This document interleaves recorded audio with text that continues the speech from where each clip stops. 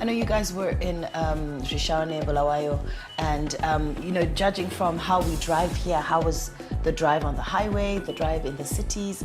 Is there lots of congestion in Zvishavane? How did the traffic look in those areas? At least you qualified it at the end. How was the traffic? Because when you then said how was the driving, you kind of felt like he's putting our drivers in a corner. But hey, just to answer you, our drivers drove well. Fantastic. We have great, phenomenal drivers right here at Zimbabwe. So observing road rules. Exactly. All the way from Harare to Zvishavane, maintaining maximum speed and maximum 260. No, speed limits. Okay. He says that with a laugh. So yeah, it was good. But well, generally, I saw some wild driving in Zvishavane. Zvishavane, especially those, they've got this, I don't know what they're called. These little cars. Fun cargos. Yes. The fun cargos. They like, Zvishavane and fun cargos, I don't know, that's a weird relationship, but they drive crazy. Do they pack them up like sardines? Well, yeah. I didn't see that. Okay. But there's a lot of fun cargos. Yeah, but they were packing the streets like sardines. Ah. Yes. Okay. They were at every corner. But the driving of it, was it horrific? Terrible. Terrible. Just terrible driving. Imagine you are in the CBD, somebody just makes a U-turn, goes there, they stop in the middle of the road, they are talking to the next person.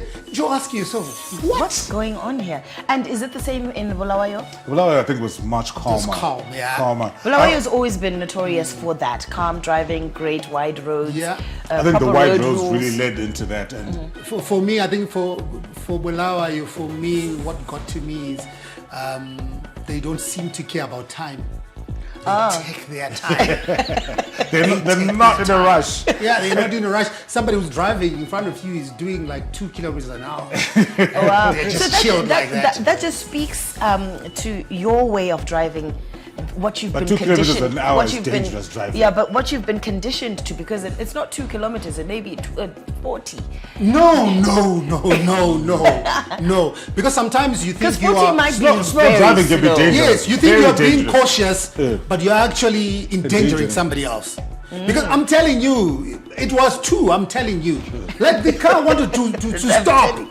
And you're asking yourself, yes, you might be rushing to go to Barberfield Stadium, but come on, you can do better than that. And when you would, they will look at you, stay there. They're probably like this, Harare. They can spot the difference.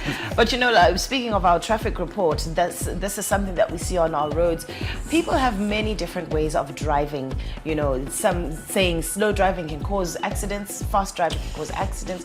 Which is it? We want drive normally. What is normal? Decent speed. What is decent? Like if you're in a high congested area, I think anywhere between 40 and 60. There's a reason why the upper limit is 60 on there. I think when you go, it's just like you go internationally, like to the Autobahn, for example. They'll tell you if you're not driving this fast, get out the way. Yeah. There's many lanes. There's like a slow lane, fast lane. It can cause problems, because if I'm coming at 40, right, and you're driving at 2, the contrast, if I have to brake or whatever, it's going to be, you might think you're being safe, but you just, and you can create unnecessary congestion. Right. Right? And frustration, road rage, which is something we don't want. Because you're driving at 2 kilometers an hour, now and I'm behind you and I can only follow you.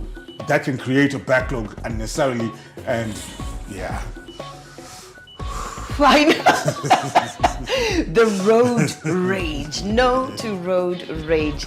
I know we have some crazy drivers out there, but please just make sure that you are playing your part. Drive to stay alive. School stops today, and there's going to be school children maybe running around on the roads or playing in the streets. So please just make sure that you are aware of that. You are watching the going ins and coming outs, and just make sure that you are playing your part. Seatbelts on at all times. Have that reputation that our Zimbabwe's drivers have. Phenomenal drivers. Absolutely Sticking fantastic. to the road rules, driving proper cars, just make sure that you're maintaining your vehicle. I do know that I have an appointment to do that today, so please schedule it in. Make sure that you've got your mechanic checking your car at all times, 3 months at a time or 6 months at a time, depending on how old your car is. We do have a lot of old cars on the roads. Old because I think vehicles. until recently, when they changed that law in terms of you can't import a car that's older than 10 years, because of the economic situation, we saw a lot of people, I think the vast majority, we bought second-hand cars. Yeah. I think over the last 20 years, very few people have been able to afford brand new cars. And now, based on what we saw in the Herald, if some of you with the luxury cars, buying stolen ones. Don't buy it stolen. Do your due diligence. So listen, even if you are buying this car, do you think that these buyers are aware that they are buying a stolen vehicle? Yes. Because it's much cheaper, or how Yes. are they? How? Because usually, what is the awareness aspect of it? Usually, the price point is usually your biggest tell. Why? Because 90 or even 100% of those stolen vehicles are brought into the country illegally, so they don't pay duty. And whenever you bring a car, whether it's second-hand or brand new, you almost pay the same amount you bought. So, for example, if you're buying a truck from South Africa and your buying price in South Africa is, let's for argument's sake, $25,000. By the time you bring it into Zim, you're probably going to end up spending about 40K for you to do the registration, your import tax and duty and all that. So what you then usually realize, you'll see the exact same car and you'll see it at a funny, dodgy car sale going for 25,000, and you think, oh yes, it's a discount. It's just like the tomatoes, that one I was talking about, $2.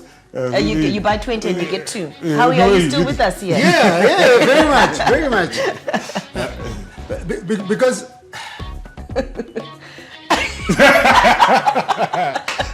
I don't think I'm with you. I don't think I'm with you. And let me, I'm going to be a snitch here. He was on his phone. I did that on purpose. I was on the phone, and we have no problem with you being on your phone. But as we're talking about traffic, do you see how distracted he was? This is why you should not be on your phone when you're driving, because it's hard to multitask. It's hard to broadcast as well. The good thing I'm not driving. Because you're broadcasting. You're supposed to be running your mouth but you're like running your fingers. Do you want me to run my mouth? Yeah. Yes. Go on. You've got 3 minutes. 3 minutes. Yeah. Let's drive safe to stay alive. And stay off what? And let's stay off our phones. Because we can't multitask. And we're going to be put on the spot. Imagine. But like that. But there's another lesson in this as well. I think, as much as we might joke around here, I think if you're in a vehicle and I'm on the passenger side, Marissa's driving, if Marissa's on the phone, I think you have a fiduciary responsibility just to be call like, them out. hey, get off the phone. Are you sure you know what? Or if somebody, not necessarily on the phone, if they're not paying attention, they're driving recklessly, I think you have a responsibility to just nudge them back into concentration instead of just going like. I think the same is for a passenger when you are, because I was driving on the highway and I had a passenger in the car, but the whole time their head is down, they're on the phone. Let's help each other drive. Do you know what I mean? You need to keep me alert because I'm driving. You need to be a proper shotgun. I'll tell you a story of a certain friend of mine. No, you've got 1 minute now. Yeah, every time we are on the road, we traveling, whether it's Norton or even close by to Mavuku, the moment they sit on the passenger side, they are here in the studio right now. They are here in the studio right now. Check him out. You know what? My comeback is stronger. No. He's a fantastic driver. It's so comfortable. This is how he is on a 2-minute break when I'm doing markets.